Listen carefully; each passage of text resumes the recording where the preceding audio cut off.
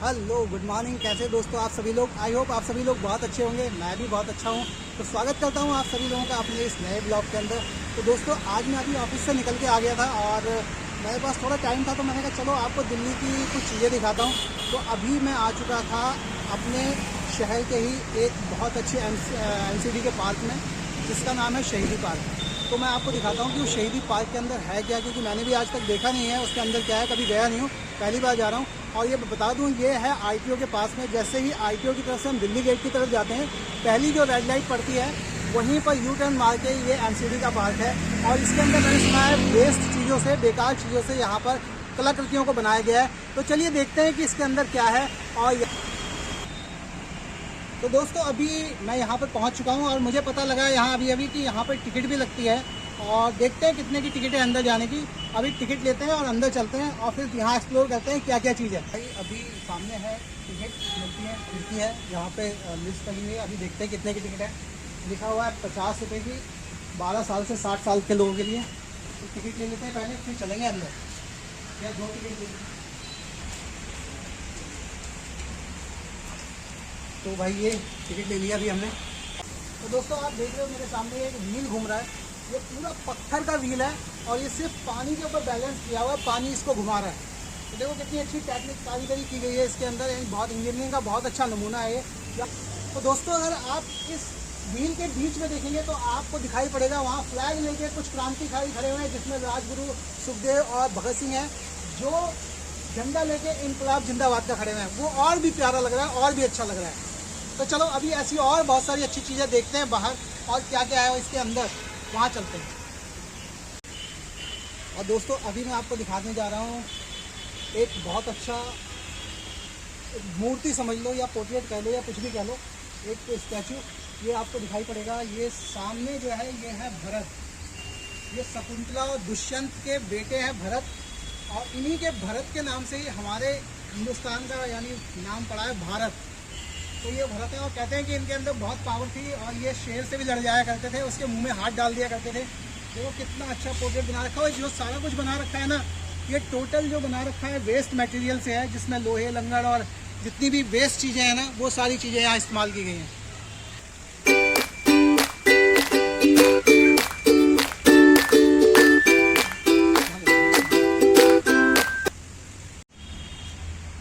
तो दोस्तों यहाँ पे मैंने आपको दिखाया भरत को, और इसके बाद में यहाँ पर देखो कितनी अच्छी गार्डनिंग कर रखी है। बहुत अच्छा गार्डन बना रखा है यहाँ पे, छोटा सा ही है लेकिन बहुत अच्छा बना रखा है, अच्छी तरीके से मैनेज कर रखा है, बहुत बढ़िया है। चलो आगे चलते हैं और क्या चीज़ है वो देखते हैं। तो दोस्तों जैसा कि आप सभी लोग जानते हैं कि हवाई जहाज़ का जो आविष्कार था वो किया था राइट ब्रदर्स ने, लेकिन ऐसा नहीं है। इसका आविष्कार हमारे हिंदुस्तान में बहुत पहले हो चुका था, और उसके साक्षात प्रमाण है महर्षि अगस्त्य। इन्होंने जो है विमान की प्रक्रिया को, यानी किस तरीके से विमान को बनाया जाता है, उसकी सारी प्रक्रिया इन्होंने क्या कहते हैं, पहले ही काफ़ी टाइम पहले, लगभग 3000 ईसा पूर्व ही उन्होंने उसका गणित बैठा लिया था। और आकाश में उड़ने वाले गुब्बारे और विमान के जनक कहे जाते हैं ये। तो ये हैं अगस्त ऋषि। चलिए आगे चलते हैं दूसरे पे। अब मैं आपको लेके चलता हूँ, ये है बौद्धायन।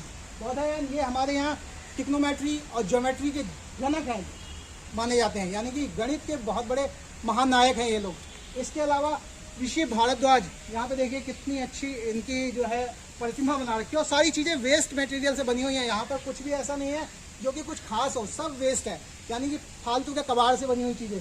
और यहाँ पे ये जो ऋषि भारद्वाज हैं, इन्होंने 600 ईसा पूर्व ही जो पुष्पक यान हुआ करते थे, लोग कहते हैं कि शायद वो नहीं हुआ करते थे, लेकिन इन्होंने उसका निर्माण किया था। ये भी उसके जनक हैं। ठीक है जी। और चलिए इसके आगे चलते हैं, मैं आपको दिखाता हूँ। यहाँ पे हैं ऋषि कणाद।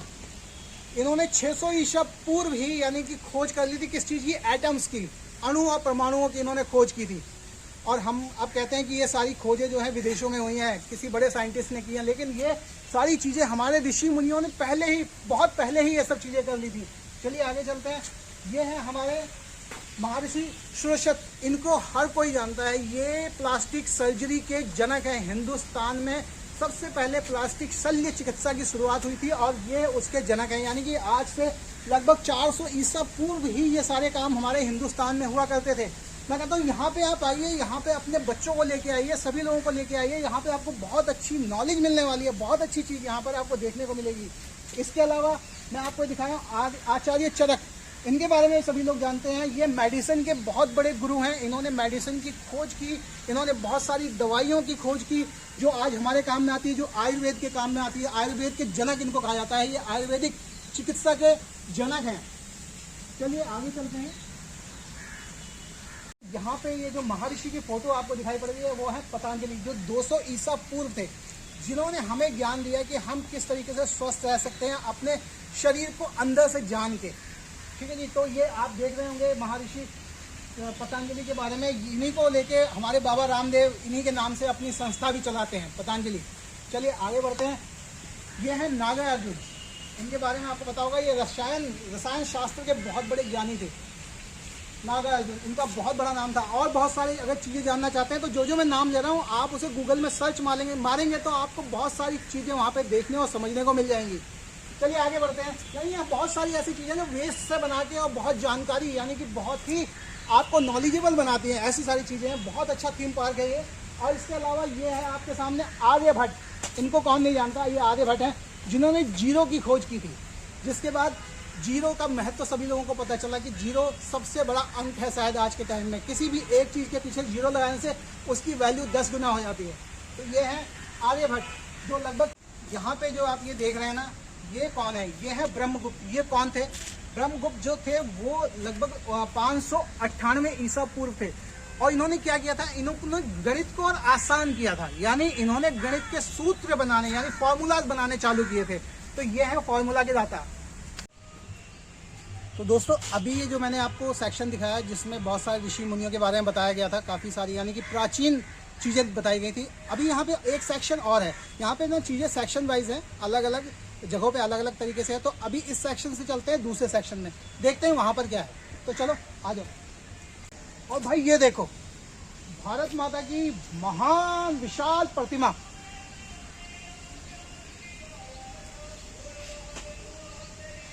और भाई सब देखो, मैं मतलब एकदम भौचक्का रह गया इसको देख के। मतलब इतनी बड़ी प्रतिमा है ये, बहुत बड़ी, और देखने में बहुत ही प्यारी लग रही है। और सारी चीज़ें बिल्कुल एकदम वेस्ट मटेरियल से बनी है। ध्वज ले रखा है भारत का, बहुत ही अच्छा लग रहा है यहाँ पे।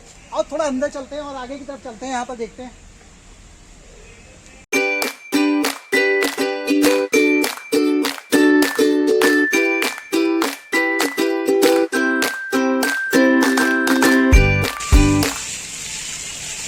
अभी आ चुके हैं हम दूसरे सेक्शन में और यहाँ पे क्या है वो भी देखते हैं। चलो चलते हैं आगे। तो ये है गोल्डन एज ऑफ इंडिया, जिसे भारत का स्वर्णिम युग भी कह सकते हैं। चलो देखते हैं यहाँ पे क्या है। सबसे पहले यहाँ पर दिखा रखा है राजा पोरस को, जिन्होंने 300 ईसा पूर्व जो है वो सिकंदर से जिसने युद्ध किया था। और चंद्रगुप्त को दिखाया गया इसमें। इस सीन में देखो चाणक्य और चंद्रगुप्त को दिखाया गया। और इनकी भी ड्रेस जो बनी हुई है चाणक्य की कहें या चित्रगुप्त की, किसी भी कहें, देखो साइकिल के रिम जो है ना उससे बनाई हुई है, वो सारे उनकी जो बनाई हुई है। और ये गले में जो सारा कुछ पहना हुआ है उन्होंने, पाइप वगैरह है सारा कुछ। और इसी तरीके से पीछे भारत का जो नक्शा बनाया हुआ है ना, अखंड भारत का जो नक्शा बनाया हुआ है वो टोटल वेस्ट मटेरियल, गरारी वगैरह सारी ऐसी चीज़ें हैं उनसे बनाया गया है। इसी तरीके से चित्रगुप्त को भी दिखाया गया है, सारा टोटल वेस्ट मटेरियल से यूज़ करके इसको बनाया गया। और देखो कितना प्यारा लग रहा है देखने में। और यहाँ पर ये आपको दिखाई पड़ रहा है समुद्रगुप्त। इनके बारे में भी मैं ज़्यादा तो जानता हूँ, लेकिन इनकी जो इंस्ट्रूमेंट है ना वो सारे ही वेस्ट मटेरियल से बने हुए हैं, यहाँ तक कि जूते चप्पल वगैरह सब कुछ। भाई साहब वास्तव में बहुत ही गजब की चीज़ है यार ये। चलो ये आगे बढ़ते हैं, और कौन है उनको भी देख लेते हैं। और अगले सिंहासन पे बैठे हुए हैं राजा हर्षवर्धन, जो 606 ईसा पूर्व जिन्होंने शासन किया था। और ये उनका दरबार लगा हुआ है, और दरबार भी टोटल वेस्ट मटेरियल से बनाया है। आप इनके ना पैर देखो, ये जो सैनिक खड़ा है ना इसके पैर देखो, ये टोटल लोहे की जो वो होते हैं ना कमानी फट्टे वगैरह जो होते हैं, ये उससे काट काट के बनाए गए हैं इनके पैर वगैरह। ये देखो। और वो जो दूसरा सैनिक खड़ा हुआ है दरबार है, कौन है वो, उसके पैर देखो, वो सॉकर से बनाए हुए हैं। कितना मतलब कितना वेस्ट मटेरियल को कितनी अच्छी तरीके से यूज़ किया है। अगर इसे आप दूर से देखेंगे तो बिल्कुल जज नहीं कर सकते, लेकिन पास से देखने में आपको सारी चीज़ें एकदम सही दिखाई पड़ेंगी।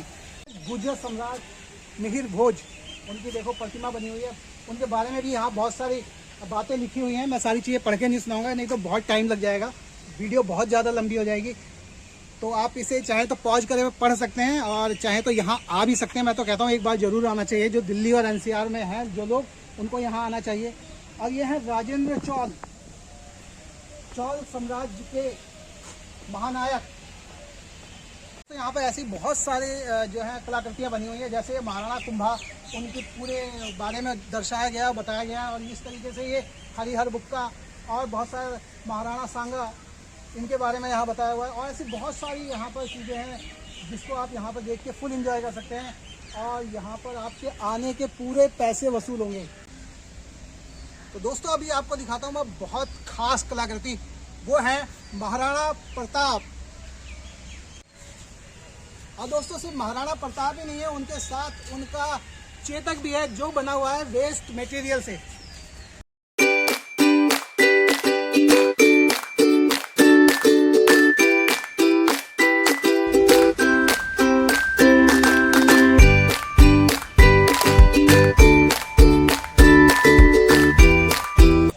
दोस्तों अभी मैं आपको एक और ख़ास यहाँ पर मैं आपको दिखाता हूँ। मतलब एक तरीके से यहाँ पे एक झलकी दिखाई पड़ रही है जिसमें दिखाया गया है कि पृथ्वीराज चौहान ने आँख पर पट्टी बंधे होने के बाद भी किस तरीके से मोहम्मद गौरी के सीने में तीर मार दिया था। ये बिल्कुल सटीक वर्णन दिखाई पड़ रहा है यहाँ पर। और वो मोहम्मद गौरी के सीने में तीर धंसा हुआ है और वो भी वेस्ट मटेरियल से बना हुआ तीर है सारा कुछ। यहाँ तक महाराणा प्रताप, उनका किला गौरी का, और ये चंद्रभाट जिन्होंने कविता गाकर उनको बताया था कि हाँ वो कहाँ पर बैठा है राजा जिसके गले में तीर मारना है, जिसके सीने में तीर मारना है। दोस्तों अभी मैं आपको दिखाता हूँ कि ज़रूरी नहीं है कि आप पूरा जग जीत लें उसके बाद भी सुखी रहें। आपके पास सब कुछ है फिर भी आप खुश रहें, उसका एक साक्षात प्रमाण है सम्राट अशोक। देख लो गहन चिंतन में और चिंता में बैठे हुए हैं, पूरी दुनिया को जीतने के बाद भी। ऐसा लग रहा होगा देखने में, लेकिन ये एक्चुअली चिंता में नहीं है, ये चिंतन में है। और इन्हें अगर कहा जाए तो इनके राज में ही बौद्ध धर्म की बहुत ज़्यादा प्रचार और प्रसार हुआ था। तो ये है सम्राट अशोक, और वो भी वेस्ट मटेरियल से बना हुआ है सब कुछ। मैं बार बार इस चीज़ को इसलिए बता रहा हूँ क्योंकि जिस तरीके की कलाकृति बनाई गई है वास्तव में देखने योग्य है। तो दोस्तों आ गए हैं नए सेक्शन में, मराठा साम्राज्य। आइए मराठा साम्राज्य के बारे में थोड़ा सा जानते हैं। तो सबसे पहले मराठा साम्राज्य का नाम लिया जाए और महाराज छत्रपति शिवाजी की बात ना हो ऐसा हो ही नहीं सकता। तो यहाँ पे देखिए महाराज छत्रपति शिवाजी के बारे में जानकारी दी हुई है। तो आप चाहे तो यहाँ आके पढ़ सकते हैं, गूगल पे भी सर्च मार सकते हैं। लेकिन यहाँ की जो कलाकृतियाँ हैं ना वो बहुत प्यारी हैं। और ये देखिए यहाँ पे हैं ये छत्रपति संभाजी दूसरे छत्रपति थे मराठा साम्राज्य के। और इसके आगे ये दिया हुआ है विश्वनाथ भट्ट, ये भी जो है पेशवाओं के महामंत्री हुआ करते थे। इसके अलावा ये हैं पेशवा बाजीराव, जिनके ऊपर फिल्म भी बन चुकी है बाजीराव मस्तानी। तो ये वही पेशवा है बाजीराव। चलिए आगे चलते हैं। ये हैं सदाशिव भाऊ, ये भी सेना नायक थे जो पेशवाओं के, जो बहुत ज़बरदस्त तरीके से लड़े थे मुगलों से भाई। और भाई ये देखो इनके जो घोड़े बनाए हुए हैं ना, आप ये देखो, देखने में तो बिल्कुल घोड़े जैसे लग रहे हैं, लेकिन जो ये बनाया गया है ना किस तरीके से, आप ये देखो कि कहीं पे कोई एक्सल लगाया हुआ है, इसमें कोई क्या कहते हैं वो किक होती है ना एक बाइक में, उसको मोड़ के लगाया हुआ है। देखो किस तरीके से बनाया है, मतलब टोटल वेस्ट मटेरियल। और इनके घोड़े जो हैं, तलवार जो हैं, और जो सैनिक बनाए हुए हैं भाई सब गजब बनाए हुए हैं, गजब। एक बार आप लोग आके देखो यार, बड़ा मजा आने वाला है यहाँ पर। और ये देखिए ये सिख साम्राज्य की यहाँ से शुरुआत होती है। यहाँ पे सिख साम्राज्य के बारे में दिखाया गया है।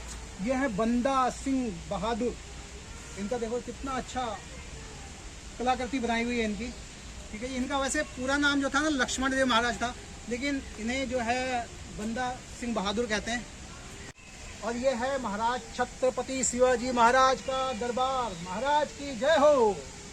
तो अब मैं मिलवाता हूँ एक ऐसे बच्चे से जिन्होंने अपनी किशोर अवस्था के अंदर यानी 10-12 साल की उम्र के अंदर ही कुछ अफगानी लुटेरों को अपने देश से खदेड़ के भगा दिया था, और 20 साल की उम्र में वो पंजाब के महाराज बन चुके थे। वो हैं रणजीत सिंह। तो अभी हम आ चुके हैं प्रथम स्वतंत्रता सेनानियों के संग्रहालय में। तो चलो वहाँ पे दिखाता हूँ मैं आपको। और सबसे पहले मैं आपको दिखाता हूँ खूब लड़ी मर्दानी वो तो झांसी वाली रानी थी, बुंदेले हर बोलो के मुंह हमने सुनी कहानी थी। खूब लड़ी मर्दानी वो तो झांसी वाली रानी थी। देख लो झांसी वाली रानी जिन्होंने अंग्रेजों को मार के भगाया था बहुत छोटी की उम्र में। और दोस्तों ये आप देख रहे हो ये है मंगल पांडे। इन्होंने सबसे पहले स्वतंत्रता संग्राम की शुरुआत की थी। मंगल पांडे, इनके बारे में फिल्म भी बन चुकी है, आप सभी लोगों ने देखी भी होगी। तो यहाँ पे वही देखो वो भी टोटल वेस्ट मटेरियल है सब, इससे बना हुआ है। देखो पीछे अंग्रेज भी खड़े हुए हैं जो घुटने के बल टिके हुए हैं मंगल पांडे के सामने। तो ये वो सारे स्वतंत्रता सेनानी हैं। चलिए आगे बढ़ते हैं। ये है रानी चेन्नम्मा। आगे चलते हैं। अहोम विद्रोही, ये इनका पूरा एक क्या कहते हैं इनकी यूनिटी थी। और इसके अलावा ये है तात्या टोपे। इनके बारे में तो आपने सुना ही होगा, ये महारानी झांसी के बहुत बड़े सहयोगी थे तात्या टोपे। ये चलिए अब मिलाता हूँ आपको स्वामी विवेकानंद जी से।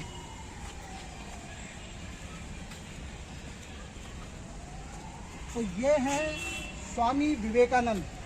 बहुत अच्छा मोटिवेट करते थे लोगों को, बहुत अच्छे वक्ता थे।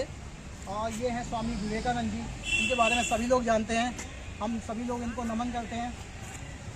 चंद्रशेखर आज़ाद, ये वहाँ का सीन दिखाया हुआ है जब उनका लास्ट टाइम में उन्होंने क्या कहते हैं जब पुलिस ने उन्हें घेर लिया था और उन्होंने अपना समर्पण नहीं किया था, बल्कि एक ही गोली बची थी और उससे अपने आप को ख़त्म कर दिया था। यानी पुलिस उन्हें जिंदा नहीं पकड़ पाई थी, यानी कोई भी अधिकारी, पुलिस अधिकारी उन्हें जिंदा नहीं पकड़ पाया था। और दोस्तों देखो ये असेंबली का सीन दिखा रखा है जहाँ पर भगत सिंह ने वहाँ के कानून की धज्जियाँ उड़ा के यानी उन पर्चियों को फाड़ के फेंक दिया था। वहाँ यहाँ पे सीन दिखाया हुआ है। ये नीचे असेंबली बनाई हुई है, वहाँ पर एक जज बैठा हुआ है, उसके साथ में बहुत सारे और लोग बैठे हुए हैं और ये भगत सिंह उस काम को अंजाम देते हुए। बहुत प्यारा सा दृश्य बना रखा है यहाँ पे। दोस्तों ये है सरदार वल्लभ भाई पटेल, जिनका आप स्टैचू देख रहे हैं। इनका एक बहुत बड़ा स्टैचू गुजरात के अंदर भी बना हुआ है। और दोस्तों इन्हीं की वजह से आज हम लोग एक भारत के रूप में यहाँ पर हैं। अगर ये ना होते तो हर जो राज्य है ना वो देश होता। जैसे मान लो हम यूपी की बात करें वो एक देश होता, अगर हम दिल्ली की बात करें वो एक देश होता, एमपी की बात करें वो एक देश होता। इन्हीं की वजह से ये सब कुछ मिलकर एक अखंड भारत बना है। ये इन्हीं की देन है। इन्होंने सभी लोगों को बहुत अच्छी तरीके से समझाया था, जिसकी वजह से हम सब भारतीय हैं। तो इनका भी बहुत बहुत धन्यवाद हमें अदा करना चाहिए। तो दोस्तों जो ये आप चित्रण देख रहे हो ये तब का है जब हमारे पूर्व प्रधानमंत्री अटल बिहारी वाजपेयी जी थे और उन्होंने पोखरण के अंदर न्यूक्लियर बॉम्ब का टेस्ट किया था। ये तब का सीन है।